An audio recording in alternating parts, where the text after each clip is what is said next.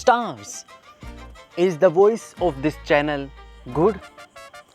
ये exactly great तो नहीं है, लेकिन गिवन कि तुम इसे फुल वॉल्यूम पर सुनो तो कितनी दूर तक तुम उसे सुन सकते हो? वेल, अगर हम किसी साइलेंट प्लेस लाइक माउंटेन या ओशन में है with no disturbances and objects, max volume पर मेरी आवाज़ अराउंड 1 to 2 किलोमीटर तक एटलीस्ट पहुंच सकती है, जिसके बाद इसकी एनर्जी डेंसिटी इतनी कम हो जाएगी कि ईयर्स इसे पिक भी नहीं कर पाएंगे। लेकिन तुम्हें 2 किलोमीटर दूर जाकर रियल में चेक करने की ज़रूरत नहीं है ये पता करने के लिए कि it's not correct.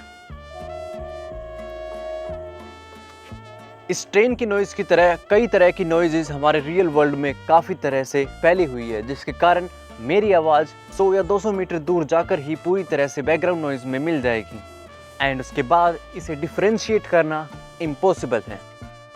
But come on, mobile नज़दीक से सुनने के लिए है, ना कि इतनी दूर से।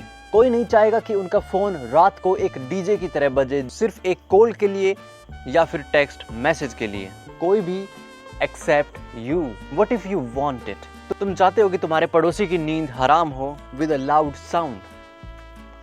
सो कितनी तेज आवाज सही रहेगी? कितनी तेज आवाज इवन पॉसिबल है? What is the loudest sound to choose? First of, how do we know the loudness of sound? किसी आवाज़ की लाउडनेस उसकी एनर्जी डेंसिटी पर डिपेंड करती है। उसकी इंटेंसिटी एंड एनर्जी एक स्पेशल यूनिट में मेजर होती है कॉल्ड डेसिबल। कोई नॉर्मल कन्वर्सेशन की लाउडनेस अराउंड 50 to 60 डेसिबल होती है, जबकि traffic noises around 80 to 90 decibel ranges में आता है।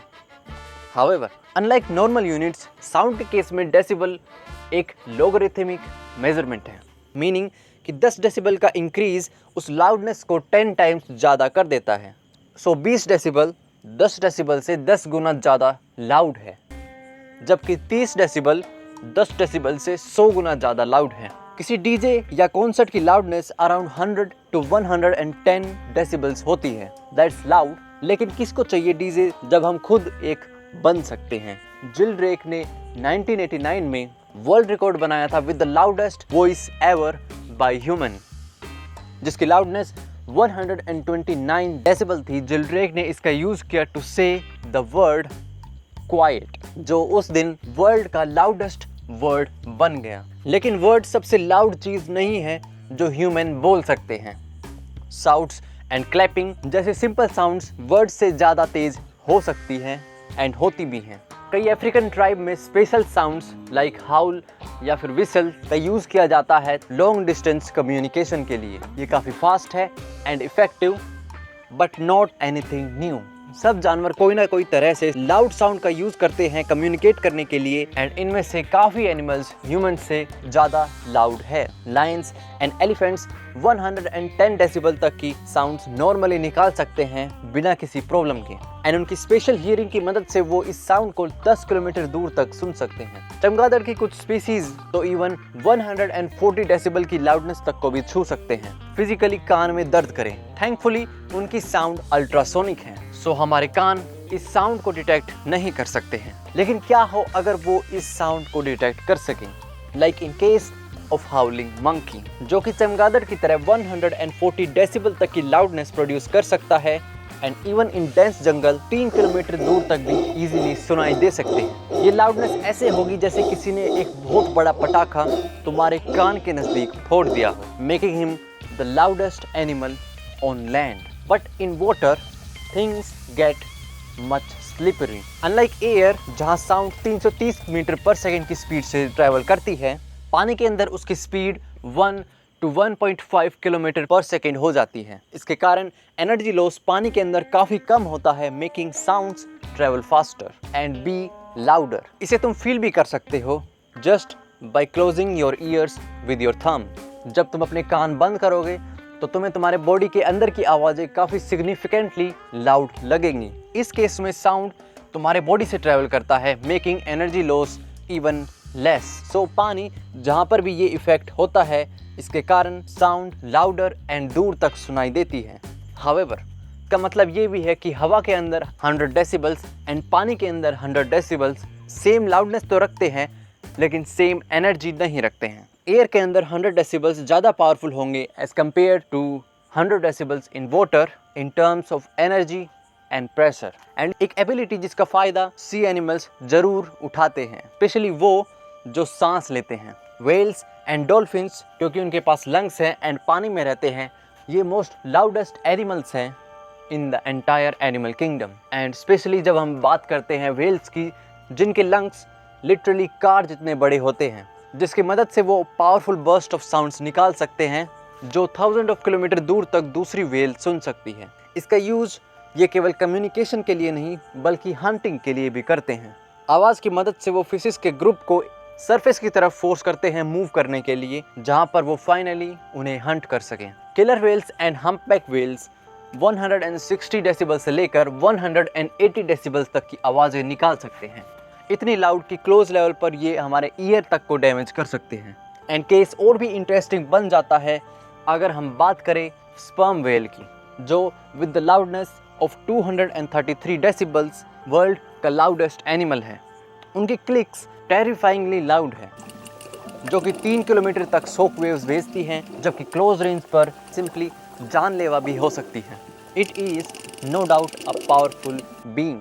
लेकिन वेल का क्लोजेस्ट कॉम्पिटिटर कोई दूसरी वेल नहीं बल्कि ये छोटा सा जीव है। एक हाथ जितना दिखने वाला ये जीव दुनिया का सबसे फास्टेस्ट पंचर है, जो जब पंच मारता है तो टेम्परेचर 5000 केल्विन तक पहुंच जाता है with a sound as loud as 210 decibels, जो इसे रियली छोटा पैकेट बड़ा धमाका बना देता है। लेकिन जो छोटा नहीं है वो है amount of sound and energy released by the biggest explosions like rocket. Rocket launch one of the loudest explosions है जो ह्यूमंस ने अचीव किया है। And Saturn V rocket launch आज तक का लाउडेस्ट रॉकेट लॉन्च है with loudness of 233 decibels. Close distance पर ये लिटरली कंक्रीट तक को सैटर कर सकता है एंड इसके पास जाने का तो कोई सवाल ही नहीं बनता, जो इसे लाउडेस्ट आर्टिफिशियल साउंड बनाता है, second only to nuclear bombs. 1971 में टेस्टेड दुनिया का सबसे बड़ा nuclear bomb Tsar bomb 50 megaton TNT की इक्विवेलेंट एनर्जी रिलीज किया था, जिसने 225 डेसिबल्स की लाउडनेस टच की थी, इवन कई किलोमीटर दूर इसके मेन इम्पैक्ट से। इसके सेंटर पर वो आवाज़ श्योरली और भी ज़्यादा होगी। इसकी शॉकवेव इतनी पावरफुल थी कि इसने अर्थ के 3 बार चक्कर लगाए थे एंड अर्थक्वेक भी कॉज किया था। एंड इसका impact and sound hundreds of kilometre दूर तक भी महसूस की गई थी, जो इसकी टेरिफाइंग पावर को शो करता है। And yet it is not the loudest thing ever happened on earth. इससे 4 गुना ज़्यादा एनर्जी के साथ में एक्सप्लोड होने वाला कर्कटोवा वोल्केनिक इरप्शन जो इंडोनेशिया में 1883 में इरप्ट हुआ, वो लाउडेस्ट साउंड थी जो ह्यूमंस ने कभी रिकॉर्ड की, with unbelievable measurement of 310 decibels, 10 billion times louder than nuclear bomb. इसकी आवाज़ 4800 किलोमीटर दूर तक भी सुनी गई एंड हंड्रेड्स ऑफ किलोमीटर दूर भी इसने विंडोज़ के ग्लास शैटर कर दिए, कईयों के कान इंजर कर दिए। इसका मेन इम्पैक्ट हावेवर साउंड नहीं था बल्कि अर्थक्वेक एंड उससे होने वाली सुनामी थी, जिसने काफ़ी ज़्यादा कॉजेलिटीज़ करी, making it one of the most powerful natural event in human history. And जो अनबिलीवेबल है वो है ह्यूमंस की हिस्ट्री लिटरली सिर्फ 1000 से 2000 साल ही रखती है, जबकि खुद ह्यूमंस 50,000 साल पहले ही आए थे। So what about sounds before humans? Scientist के अकॉर्डिंग कर्कटोवा जैसे एक्सप्लोजन्स पहले भी हुए हैं। येलोस्टोन्स तोबा वोल्केनिक एक्सप्लोजन्स जो इतने ही ज़्यादा लाउड एंड पावरफुल थे, बट सिंस हमने ना तो उन पास्ट इवेंट्स को रिकॉर्ड किया एंड ना फील किया, हम उनकी लाउडनेस को कभी भी अंडरस्टैंड नहीं कर सकते हैं, जो हमें लाता है उन साउंड्स पर जो अर्थ से नहीं बल्कि बाहर से आने वाले ऑब्जेक्ट्स अर्थ पर लाते हैं। 2013 में गिरा Chelyabinsk meteor one of the recent event है ऐसी घटनाओं का, जो कर्कटोवा जितना लाउड तो नहीं था लेकिन काफ़ी पावरफुल ज़रूर था।